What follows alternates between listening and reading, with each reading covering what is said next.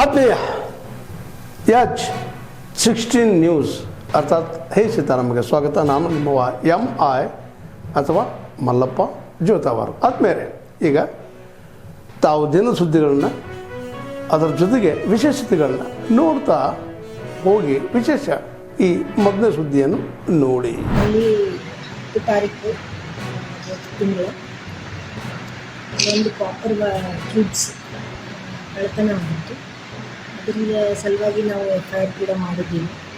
ಅದನ್ನು ಎಸ್ಟಿಮೇಟು ಕೂಡ ಮಾಡಿಸ್ಕೊಂಡಿದ್ವಿ. ಅದನ್ನು ರಿಪೇರಲ್ಲಿ ಇತ್ತು. ಅದನ್ನು AC ಗಳೆಲ್ಲ ರಿಪೇರ್ ಮಾಡೋದೇ ಇತ್ತು, ಸರ್ವಿಸಿಂಗ್ ಎಲ್ಲ ಆಗಬೇಕಿತ್ತು.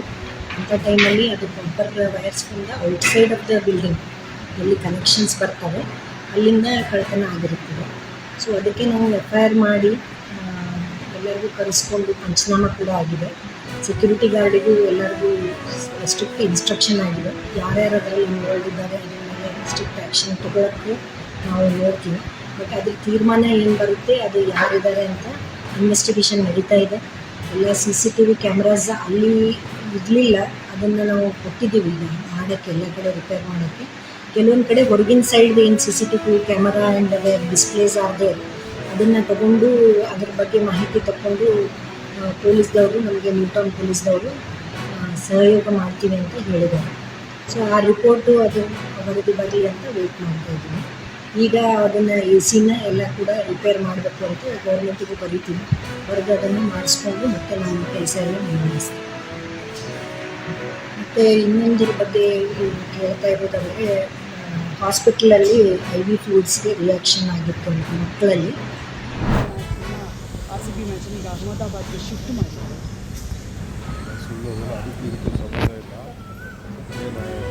ಏನು ಬೇರೆ ಕಡೆಯಿಂದ ಇನ್ನೂ 50% ಸೀಟ್ನ ಕೊಡ್ತಾರೆ. ಪ್ರೆಷರ್ ಇನ್ಫ್ಲೂಯೆನ್ಸ್ ಮಾಡಿ ದೊಡ್ಡ ಸ್ಟೇಡಿಯಮ್ಮು 1 ಲಕ್ಷ ಜನ ಸೇರ್ಬೋದು ಅಂತ ಮಾಡಿದ್ದಾರೆ. ಮಾಡಿರ್ಬೋದು ಅಷ್ಟೇ. ಟಿಕೆಟ್ಗೂ ಅದಕ್ಕೂ ಸಂಬಂಧ ಇಲ್ಲ. ಯಾರು ಹೇಳಿದ್ರು ಟಿಕೆಟ್ ಅಂತ? BCCI ಅವರು ಸ್ಟೇಟ್ಮೆಂಟ್ ಕೊಟ್ಟಿದ್ದಾರೆ. ಕರ್ನಾಟಕದಲ್ಲಿ MLA ಟಿಕೆಟ್ಗೆ ಬೇಡಿಕೆ ಇಟ್ಟಿದ್ದಾರೆ. ಅದಕ್ಕೆ ಅವ್ರು ಕೊಡಲಿ, ಆಮೇಲೆ ಅದು ಸರ್, ಈಗ ದಾವಣಗೆರೆಯಲ್ಲಿ ಮುಸ್ಲಿಂ ನಾಯಕರನ್ನು ನೀವು ಸಸ್ಪೆಂಡ್ ಮಾಡಿದ್ರಿ, ಅವರಲ್ಲಿ ಏನಾದರೂ ಮತ್ತೆ ವಾಪಸ್ ತಗೊಳ್ಳುವಂತಹ ಸಾಧ್ಯತೆ ಇದೆಯಾ? ನಾನೇನು ಅದ್ರ ಬಗ್ಗೆ ಮಾತಾಡೋದಲ್ಲ. ಪಾರ್ಟಿ ತೀರ್ಮಾನ ಮಾಡಿದೆ. ಒಬ್ಬ ಪೊಲಿಟಿಕಲ್ ಸೆಕ್ರೆಟ್ರಿನ ಇದು ಡ್ರಾಪ್ ಮಾಡಬೇಕಾದ್ರೆ CM's ಪ್ರಾವಿಟಿ ಮುಖ್ಯಮಂತ್ರಿಗಳು ಅವ್ನು ಕಾಂಟ್ಯಾಕ್ಟ್ ಮಾಡಿದ್ರು. ಅವರಿಗೆ ಅದೊಂದು ಇನ್ಫಾರ್ಮೇಷನ್ ಇದೆ. ಪಕ್ಷ ಎಲ್ಲ ಟ್ವೀಟ್ ಮಾಡಿದೆ. ಎಲ್ಲ ಆಫೀಸ್ ಬೇಲರ್ಸ್ ಎಲ್ಲ ಗೈಡ್ ಮಾಡಿದ್ದಾರೆ. ಅದು ಅವ್ರಿಗೇನೋ ಜವಾಬ್ದಾರಿ ಕೊಟ್ಟಿದ್ದು ಚೀಫ್ ಮಿನಿಸ್ಟ್ರು. ಅವರು ಪರ್ಫಾರ್ಮ್ ಮಾಡಲಿಲ್ಲ, ಅದಕ್ಕೆ ಅವ್ರನ್ನ ಡ್ರಾಪ್ ಮಾಡ್ತಾರೆ.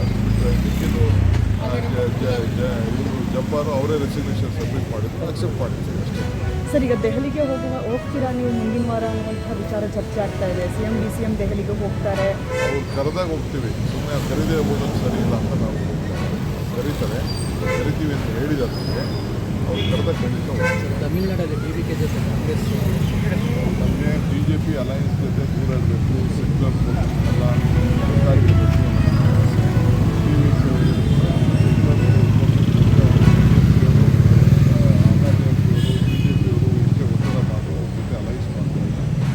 ಸೆಕ್ಯುಲರ್ ಫೋರ್ಸಸ್ಗೋಸ್ಕರ ತಮಿಳುನಾಡಿನ ಹಿತಕ್ಕೋಸ್ಕರ ನಮ್ಮ ಪಕ್ಷ ತೀರ್ಮಾನ ಮಾಡಿದೆ. ಸರ್, ಬರ್ತಡೆಗೆ ಏನಾದರೂ ಸಿಹಿ ಸುದ್ದಿ ಸಿಗೋ ಸಾಧ್ಯತೆ ಇದೆಯಾ ಸರ್?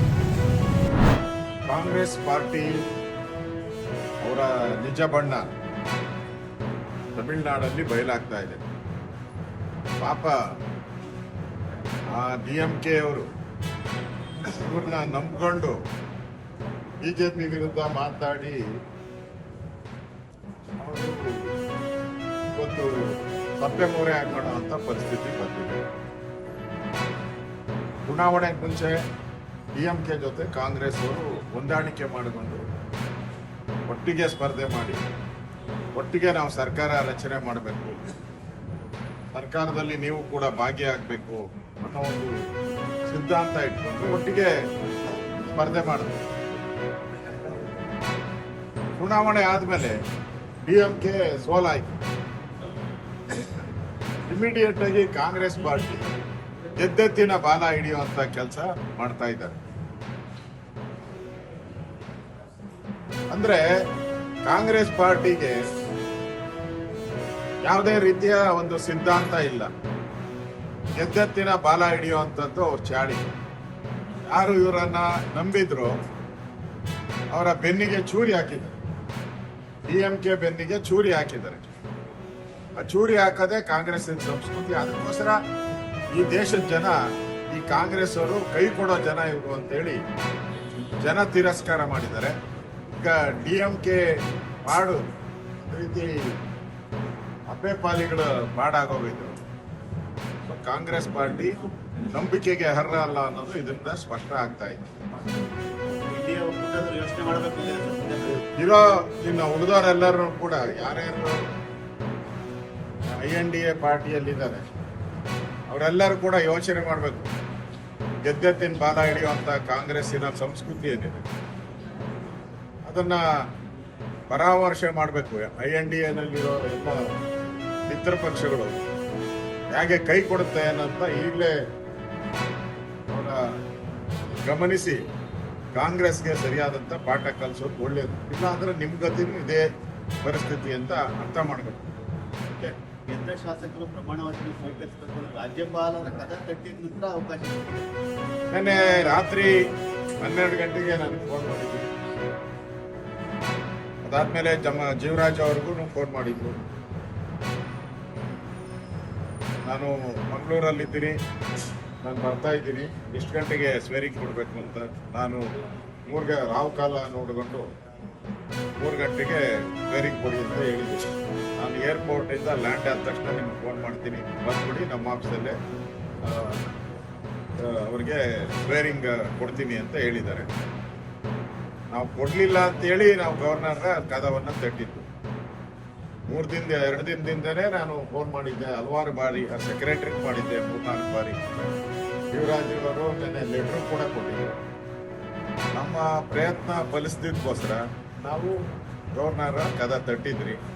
ಗವರ್ನರ್ ಅವರ ಲೆಟ್ರ್ ಹೋಗಿದೆ ಅವ್ರಿಗೆ, ಸ್ಪೀಕರ್ ಅವರಿಗೆ. ಸೊ ನಾವು ಕೂಡ ಸ್ಪೀಕರ್ ಅವರಿಗೆ ವಿನಂತಿಯನ್ನ ಮಾಡಿದ್ರಿ. ಅಲ್ಟಿಮೇಟ್ ಆಗಿ ಗವರ್ನರ್ ಕದ ತಟ್ಟಿದ ಮೇಲೆ ಸಂವಿಧಾನದತ್ತವಾಗಿ ಏನು ಶಿವರಾಜ್ ಅವರಿಗೆ ಸದಸ್ಯತ್ವ ಪ್ರಮಾಣ ವಚನ ಏನು ಕೊಡಬೇಕು ಅದನ್ನ 3 ಗಂಟೆಗೆ ಕೊಡ್ತಾ ಇದ್ದಾರೆ. ಒಂದ್ಸರಿ ಚುನಾವಣಾ ಆಯೋಗ ಸರ್ಟಿಫಿಕೇಟ್ ಕೊಟ್ಮೇಲೆ ಕರ್ನಾಟಕದ ರಾಜ್ಯದ ಪತ್ರದಲ್ಲಿ ಗೆಜೆಟ್ ಅಲ್ಲಿ ಅವ್ರ ಹೆಸರು ಅನೌನ್ಸ್ ಆದ್ಮೇಲೆ ಸ್ಪೀಕರ್ಗೆ ಆಲ್ಟರ್ನೇಟಿವ್ ಇಲ್ಲ. ಚುನಾವಣೆ ಡಿಕ್ಲೇರ್ ಮಾಡೋದು ಚುನಾವಣಾ ಆಯೋಗ. ಸ್ವೇರಿಂಗ್ ಕೊಡಬೇಕು. ಅದರಲ್ಲಿ ಕಾನ್ಸ್ಟಿಟ್ಯೂಷನ್ ಸಂವಿಧಾನದ 188ನೇ ವಿಧಿಯಲ್ಲಿ ಸ್ಪಷ್ಟವಾಗಿದೆ, ರಾಜ್ಯಪಾಲರು ಎಲ್ಲರಿಗೂ ಪ್ರತಿಜ್ಞೆ ಕೊಡಬೇಕು ಅಥವಾ ಅವರು ಸೂಚಿಸಿದಂತ ವ್ಯಕ್ತಿ ಅಂತ. ಸೂಚಿಸಿದಂತ ವ್ಯಕ್ತಿ ಸ್ಪೀಕರ್ ಅವ್ರು ಕೊಡ್ಲಿಲ್ಲ ಅಂದ್ರೆ ಗವರ್ನರೇ ಕೊಡ್ಬೋದು. ಹಾಗೆ ಕ್ಲಿಯರ್ ಆಗಿದೆ, ಕಾನ್ಸ್ಟಿಟ್ಯೂಷನಲ್ ಅಲ್ಲಿ ಕ್ಲಿಯರ್ ಆಗಿದೆ. ಆ ಕಾಪಿನ ನಾನು ಕೊಟ್ಟಿದ್ದೀನಿ. ಅದರಿಂದ ಒಳ್ಳೇದಾಗಿದೆ. ಕೊನೆ ಹಂತಕ್ಕೆ ಸ್ಪೀಕರ್ ಒಪ್ಕೊಂಡು ಕೊಡ್ತಾ ಇರೋದು ಒಳ್ಳೇದು. ನಾನು ಮತ್ತು ಜೀವರಾಜ್ ಇಬ್ರು ಇವತ್ತು ಹೋಗಿ ಸ್ವೇರಿಂಗ್ ಸೆರೆಮನಿಯಲ್ಲಿ ನಾನು ಕೂಡ ಭಾಗಿಯಾಗಿ ಯಾರು ಮಾಡಿದ್ದಾರೆ ಅಂತ ಹೇಳೋದು ಕೋರ್ಟ್, ಚುನಾವಣಾ ಆಯೋಗ. ಈ ವೋಟ್ ಚೋರಿ ಯಾರು ಮಾಡಿರೋದು ಸ್ಪಷ್ಟ ಆಗಿದೆ. ಈ ಕೋರ್ಟ್ ಅಲ್ಲಿ ಯಾಕೆ ಈಗ ಡಕಾಯಿತಿ ಆಗಿದೆ ತಿಂತಿದ್ದಾರೆ ಇದೆಲ್ಲ ಅಂತ ಮೊದಲೇ ಹೋಗಿ ಹೇಳ್ಬೋದಾಯ್ತಲ್ಲ, ಅವಾಗ ಮುಂಚೆನೆ ಹೇಳ್ಬೋದಾಯ್ತು. ಗೆದ್ದಾಗ ಎಲ್ಲ ಸರಿ ಇದೆ. ಅದೇ ಕಾಂಗ್ರೆಸ್ ಪಾರ್ಟಿದ ಇದೆಯಲ್ಲ, ಸೋತ್ರೆ ಎಲೆಕ್ಟ್ರಾನಿಕ್ ವೋಟಿಂಗ್ ಮಿಷಿನ್ ಸರಿ ಇಲ್ಲ, ಗೆದ್ದಾಗ ಎಲೆಕ್ಟ್ರಾನಿಕ್ ವೋಟಿಂಗ್ ಮಿಷಿನ್ ಸರಿ ಇದೆ. ಹಂಗೆ ರಾಜೇಗೌಡರು ಗೆದ್ದಾಗ ಚುನಾವಣಾ ಆಯೋಗ ಎಲ್ಲ ಸರಿ ಇದೆ, ಸೋತಾಗ ಸರಿ ಇಲ್ಲ. ಮಾಮೂಲಿ ಡೈಲಾಗ್ ಕಾಂಗ್ರೆಸ್ ಈಗಲೂ ಹೇಳಿದಾರಲ್ಲ ರಾಹುಲ್ ಗಾಂಧಿ. ಕೇರಳದಲ್ಲಿ EME ಸರಿ ಇದೆಯಲ್ಲ, ಎಲೆಕ್ಟ್ರಾನಿಕ್ ವೋಟಿಂಗ್ ಮಿಷನ್ ಕೇರಳದಲ್ಲಿ ಸರಿ ಇದೆಯಂತೆ, ವೆಸ್ಟ್ ಬೆಂಗಾಲಲ್ಲಿ ಸರಿ ಇಲ್ಲ. ಅದಕ್ಕೆ ಅವನ್ನೆಲ್ಲ ಒಂದ್ಸರಿ ಬ್ರೈನ್ ಮ್ಯಾಪಿಂಗ್ ಮಾಡಬೇಕು. ರಾಹುಲ್ ಗಾಂಧಿಗೂ ಒಂದ್ಸರಿ ಬ್ರೈನ್ ಮ್ಯಾಪಿಂಗ್ ಮಾಡಿದ್ರೆ ಅರ್ಥ ಆಗ್ತದೆ. ತಮಿಳ್ನಾಡಲ್ಲೂ ಸರಿ ಇದೆ, ವೆಸ್ಟ್ ಬೆಂಗಾಲ್ ಮಾತ್ರ ಸರಿ ಇಲ್ಲ. ಈ ಡಬಲ್ ಸ್ಟ್ಯಾಂಡರ್ಡ್ ಇದ್ದಾನೆ ಕಾಂಗ್ರೆಸ್ ಇವತ್ತು ಹೀನಾಯ ಸ್ಥಿತಿಗೆ ಬಂದಿರತಕ್ಕಂಥದ್ದು ದೇಶದಲ್ಲಿ. ಇನ್ನಾದರೂ ಕರೆಕ್ಟಾಗಿ ಮಾತಾಡಬೇಕಾದ್ರೆ ಯೋಚನೆ ಮಾಡಿ ಮಾತಾಡುವಂಥದ್ದು ಸೂಕ್ತ.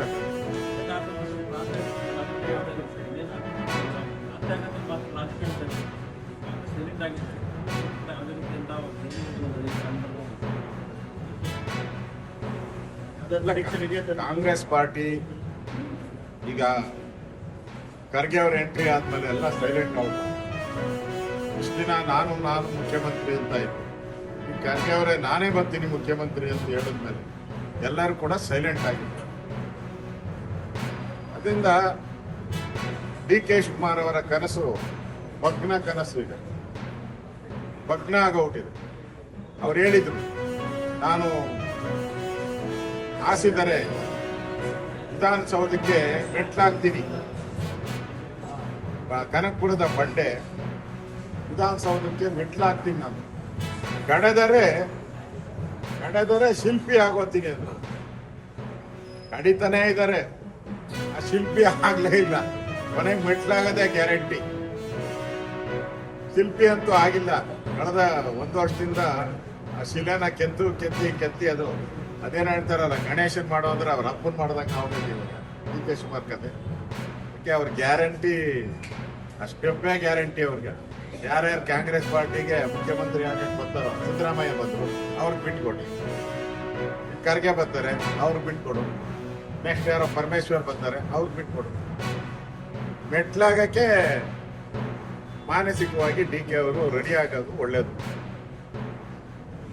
ಅವರ ಶಿಲೆ,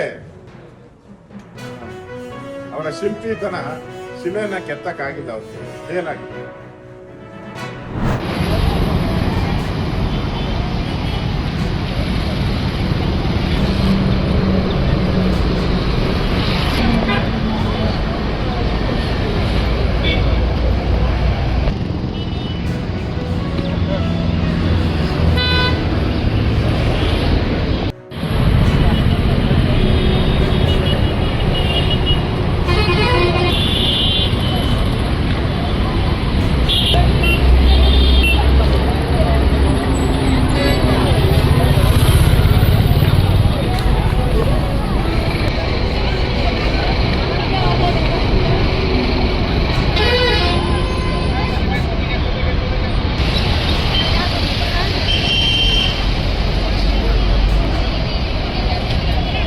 ತಾವೆಲ್ಲ ಇಲ್ಲಿವರೆಗೆ ಸುದ್ದಿಗಳನ್ನು ನೋಡಿದಿರಿ, ಜೊತೆಗೆ ವಿಶೇಷ ಘಟನೆಗಳನ್ನು ಸಹ ನೋಡಿದಿರಿ.